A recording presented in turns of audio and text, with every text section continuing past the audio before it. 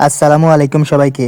আজকের এই ভিডিওটা শুধুমাত্র তাদের জন্য যারা নতুন আরব দেশে আসছেন, যেমন সৌদি আরব, দুবাই, ওমান, কাতার, বাহরাইন এই দেশগুলোর মধ্যে আছেন।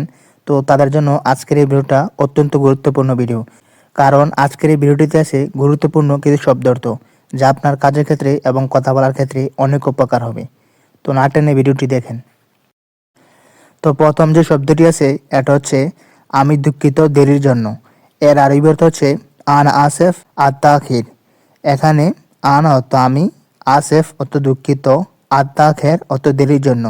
আনা আসেফ আত্তাখির, আমি দুঃখিত দেরির জন্য।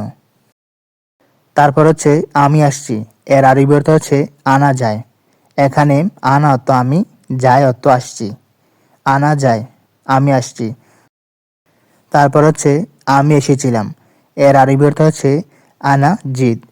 এখানে আনা অর্থ আমি, জিদ অর্থ এসেছিলাম। আনা জিদ, আমি এসেছিলাম। আমি আসব। এর আরবি অর্থ হচ্ছে আনা বাজি। এখানে আনা অর্থ আমি, বাজি অর্থ আসব। আনা বাজি, আমি আসব। আমি ঘুমাবো। এর আরবি অর্থ হচ্ছে আনা বানুম। এখানে আনা অর্থ আমি, বানুম অর্থ ঘুমাবো। আনা বানুম, আমি ঘুমাবো। তো অনেকে আবার বলে থাকে আনা ইবিনুম। তো আপনি এভাবে বলতে পারবেন আনা ইবিনুম বা আনা বানুম।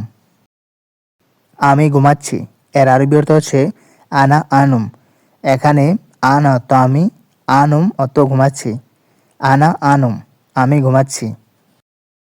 আমি খাবো। এর আরবি অর্থ হচ্ছে আনা আক্কেল। এখানে আনা অর্থ আমি, আক্কেল অর্থ খাবো। আনা আক্কেল, আমি খাবো। আমি খেয়েছি। এর আরবি অর্থ হচ্ছে আক্কেলত। এখানে আক্কেলত শব্দ দিয়ে পুরোটা শব্দ বোঝানো হয়েছে শর্টকাটে। আনা আক্কেলত অর্থ আমি খেয়েছি। আমি দেখব। এর আরবি অর্থ হচ্ছে আনা শুফ। এখানে আনা অর্থ হচ্ছে আমি, শুফ অর্থ দেখা।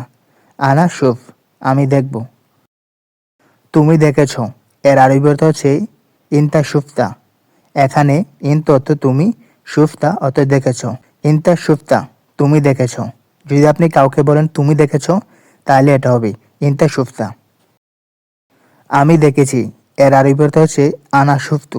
আপনি যদি বলে থাকেন যে আপনি দেখছেন, তাহলে এটা হবে আনা শুফতু, অর্থ আমি দেখেছি।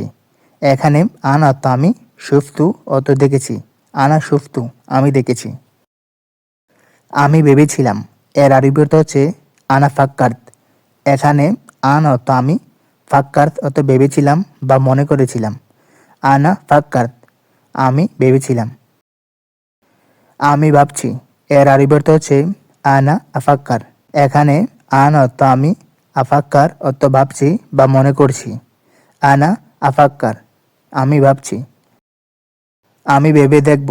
এর আরবি অর্থ হচ্ছে আনা বাফাক্কার। এখানে আনা অর্থ আমি, বাফাক্কের অর্থ ভেবে দেখব। আনা বাফাক্কের, আমি ভেবে দেখব। আমি করব।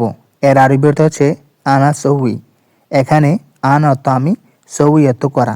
যে কোনো কিছু করাকে আরবিতে বলে সৌই। আনা সৌই, আমি করব। তুমি করেছ। এর আরবি অর্থ হচ্ছে ইনতা সৌইতু। এখানে ইন্ত অর্থ তুমি, সৌইতি অর্থ করেছ। ইনতা সৌইতু, তুমি করেছ। এটা করবা না। এর আরবি অর্থ হচ্ছে লাতসৌই হাদা। এখানে লাতসৌই অর্থ করবা না, হাদা অর্থ এটা। লাতসৌই হাদা, এটা করবা না।